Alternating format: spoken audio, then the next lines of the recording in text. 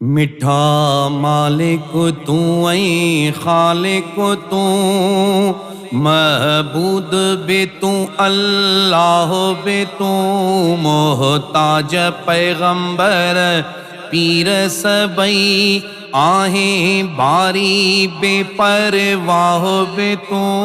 मिठा मालिक तू ऐ खालिक तू, जेके की न गुरे सो की न वरे, तोड़े गौस नबी तलकीन करे।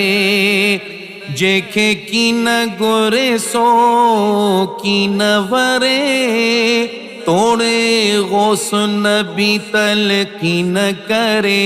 भला कलमो अबू जल किया बरे, जेके पाण करे गुमराह बे तू। मिठा मालिक तू ऐ खालिक तू, महबूद बे तू, अल्लाह बे तू। मिठा मालिक तू ऐ खालिक तू, अबाबील साफील जलील कयई, आजाद आड़म खलील कयई।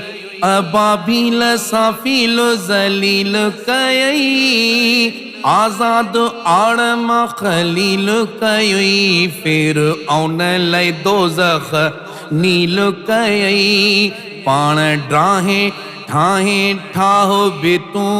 मिठा मालिक तू ऐ खालिक तू, महबूद भी तू, अल्लाह बे तू, मोहताज पैगंबर पीर सबई, आही बारी बेपरवाह बे तू।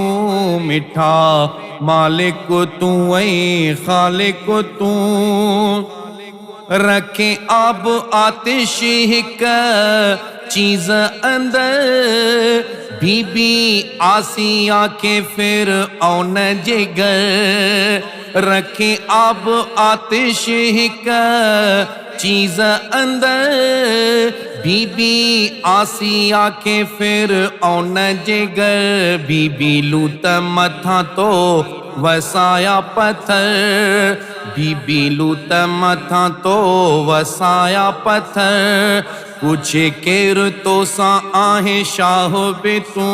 मिठा मालिक तू ऐ खालिक तू, तू आ बख्शिश जो बे पाया बहर, सदे खूनिया के दे जन्नत घर। तू आ बख्शिश जो बे पाया बहर, सदे खूनिया के दे जन्नत गर। बख्शे त पूछे कैखा की न खबर, पाण बख्शे डोह गुनाह बे तू।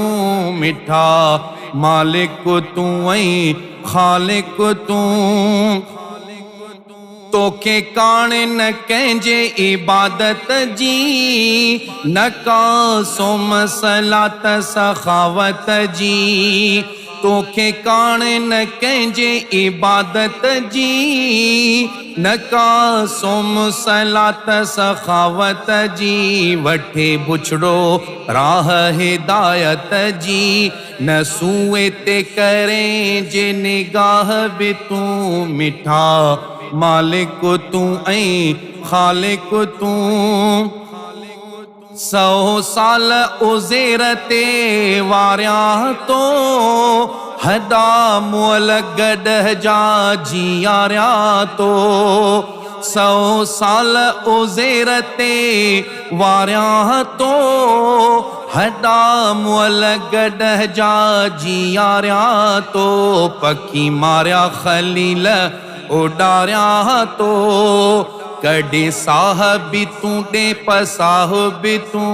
मिठा मालिक तू ऐ खालिक तू, महबूब मके मां लॾायो कै, हथां दुश्मन दोस्त सतायो कहीं महबूब मके मां लड़ायो कहीं हथां दुश्मन दोस्त सतायो कहीं तानी असाणो हबीब बचायो कहीं हर हाल संदस हमराह बे तू मिठा मालिक तू ऐं खालिक तू तख्ते ते शहदाद के टारियो के खीर शीहण जो तंहिंखे पियारियो के घिरियो की न अदन में मारियो के मगरूर करे तबाह बे तू